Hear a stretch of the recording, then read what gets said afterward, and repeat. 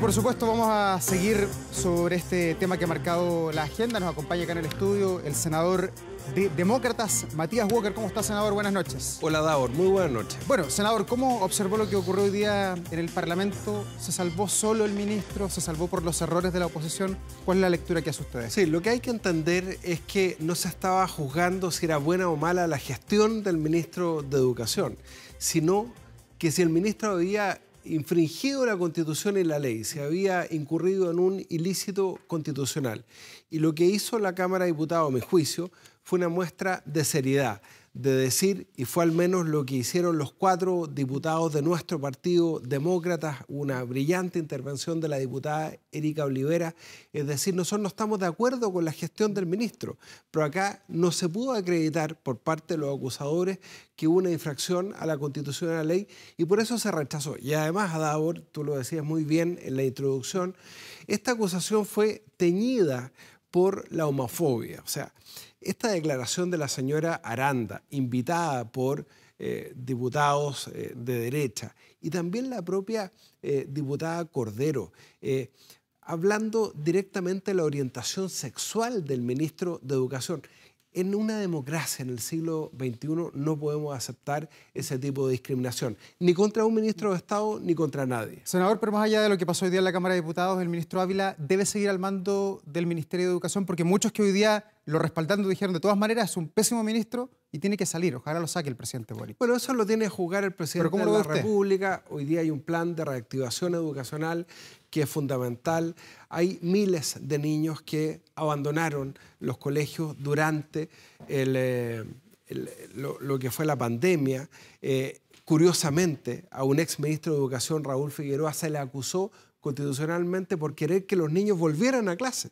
Yo rechacé también esa acusación constitucional, lo que demuestra que hemos tenido consistencia histórica. Eso lo tiene que juzgar el presidente de la República. Yo creo que no es el ministro Ávila el mejor ministro de Educación que podríamos tener en Chile, pero eso es una cuestión que tiene que juzgar el presidente de la República. Oiga, senador, en otro tema, el caso convenios. Vamos casi un mes ya conociendo por capítulos. Ahora esta misma tarde se conocían nuevos antecedentes que incluso podrían involucrar a la fundación de la presidenta Bachelet.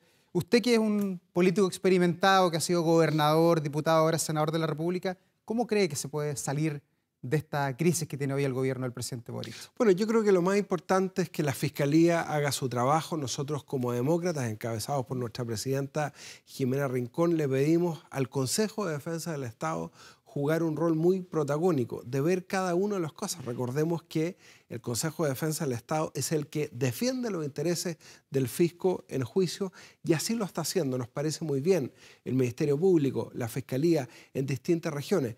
Caiga quien caiga, todos los días conocemos nuevos antecedentes de gobiernos regionales.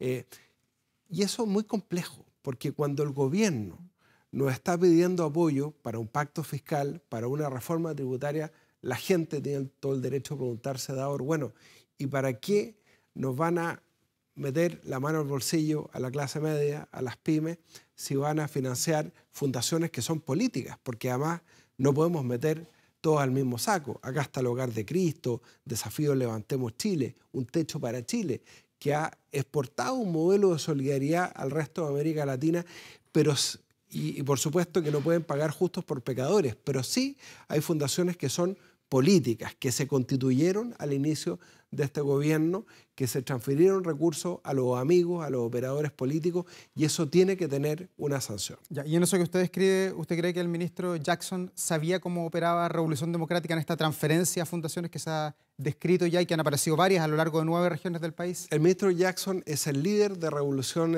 Democrática, es el que dijo que ellos tenían una superioridad moral sobre el resto, un discurso que se ha caído a pedazos. Yo creo que su permanencia le hace un daño al presidente Boric y al gobierno. Ya, o sea, debe renunciar, dice usted.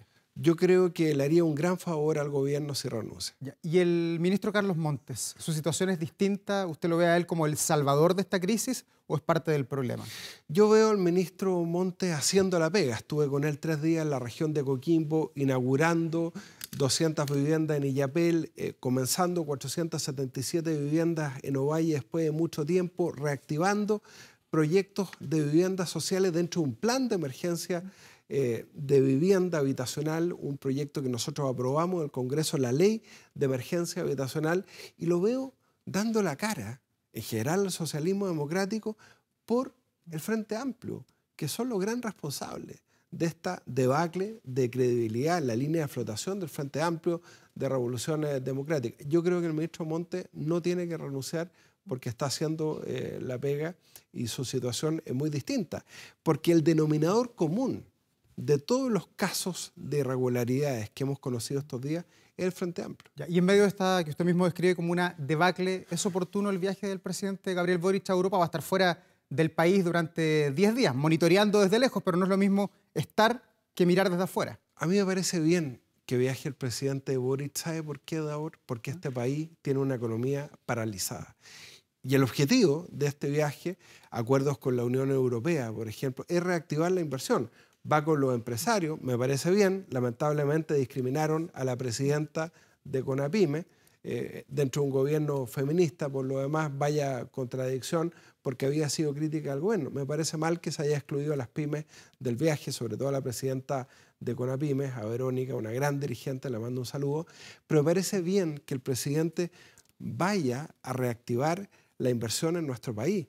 Podemos llegar a un desempleo de 2 dígitos este año. Entonces, me parece bien que el presidente vaya con una delegación empresarial, pueda promover Chile como destino de inversiones y deje que la Fiscalía y el Consejo de Defensa del Estado investigue los casos de corrupción. Ya. Senador, lo quiero llevar a otro tema, algo que tiene que ver con su labor legislativa, con la ley de los delitos económicos. Conocimos esta semana el téngase presente de la CPC, que llevó el proyecto que está aprobado, sancionado por el Congreso, al Tribunal Constitucional. ¿Cómo recibió usted ese escrito que presentó la CPC?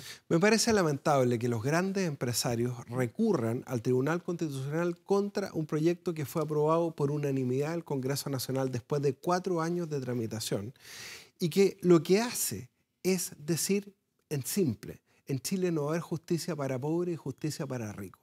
Y quienes se coluden, por ejemplo, para... Pensemos en la colusión de la farmacia, de los pollos, de los medicamentos, hasta el papel confort, afectando además, y lo decimos como agravante de responsabilidad penal, a los sectores más vulnerables. Eso tiene que tener penas efectivas y no clases de ética, no solamente multas, sino que eso tiene que tener, porque se daña la fe pública. Nosotros somos partidarios de la libre competencia, pero respetando las reglas del juego.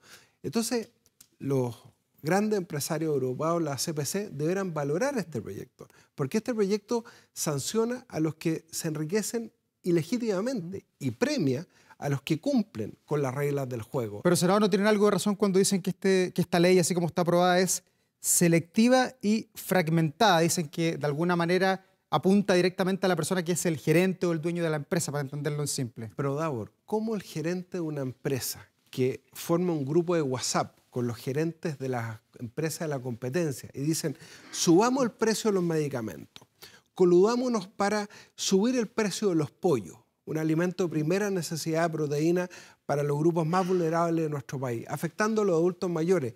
¿Eso no tiene que tener sanción de cárcel? Nosotros decimos que sí, porque acá no puede haber una justicia para pobres y no puede haber una justicia para ricos. No puede ser que se roba una gallina, tenga 5 años de cárcel y un gerente que se colude para defraudar, para perjudicar a las personas más pobres de este país, no tenga una sanción. También estamos aplicando estas sanciones a los delitos ambientales, si tenemos que ponernos al día también en nuestra legislación. Entonces no puede pretender un gremio abstraerse de la aplicación de la justicia, porque obviamente por su posición afectan el normal desenvolvimiento de los mercados, la libre competencia, la fe pública. Eso es lo que estamos protegiendo en este proyecto que aprobamos por unanimidad. ¿Y usted cree que el Tribunal Constitucional va a acoger este téngase presente de la CPC o va a ser más fuerte el escrito que ingresó usted con otros senadores? Va a acoger nuestro téngase presente de senadores que hemos ingresado hoy día, desde Renovación Nacional hasta el Partido Socialista,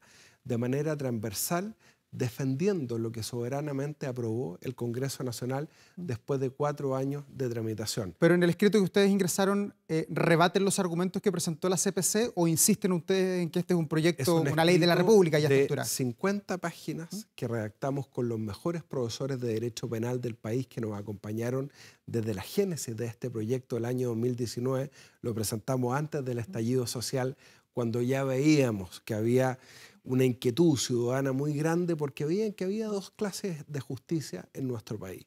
Nosotros no estamos persiguiendo a los empresarios con este proyecto.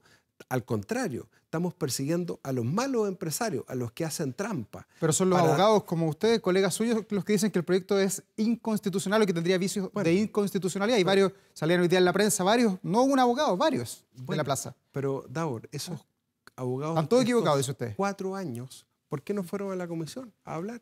Justo cuando el Congreso aprueba por unanimidad este proyecto, dicen que tiene vicios de constitucionalidad. Eso es inaceptable en democracia. Estamos seguros que el Tribunal Constitucional va a ratificar lo que soberanamente por unanimidad resolvió el Congreso Nacional, estableciendo una modernización del Código Penal, este nuevo catálogo de delitos económicos y también de atentados contra el medio ambiente. Ya, ¿no puede pesarle a la política y al mismo proyecto el hecho de que no estén todos los ministros del Tribunal Constitucional? Hace varias semanas que venimos hablando de que falta nombrar a muchas personas del país, entre ellos varios ministros del Lamentable, TC. No puede ser que no tengamos 3 ministros del Tribunal Constitucional. Lamentablemente falleció hace semanas atrás un gran ministro como el ministro Rodrigo Pica.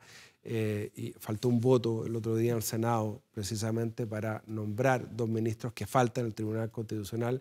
Tenemos que nombrar estos ministros del Tribunal Constitucional, de la Corte Suprema, la defensora de la niñez. Ahí el Senado está en falta. ¿Y allí qué se puede hacer para acelerar eso? Porque está en el fondo trabándose la pelota no solo en el TC, sino que en varios organismos públicos. Acá el presidente del Senado, Juan Antonio Coloma, tiene que jugar un rol de liderazgo y convocar a un acuerdo para proceder a estos nombramientos. Mire, el cargo de defensora de la niñez, Davor, la Defensoría de la Niñez es el cargo más importante, que tiene que defender a los niños que han sido vulnerados sus derechos. Eso no puede ser materia de un cuoteo político. Tenemos que nombrar al mejor defensora o defensora de la niñez, al mejor ministro de la Corte Suprema. Senador Matías Walker, senador de Demócratas, presidente de la Comisión de Constitución, además, muchas gracias por estar aquí. Mucha suerte. Hasta movido este mes de julio. Sí, pero estamos con harto ánimo. Julio está movido, ¿eh? A pesar de lo que decían los memes. Así es. Gracias, senador, que esté muy bien. Gracias, Davor. Buenas noches.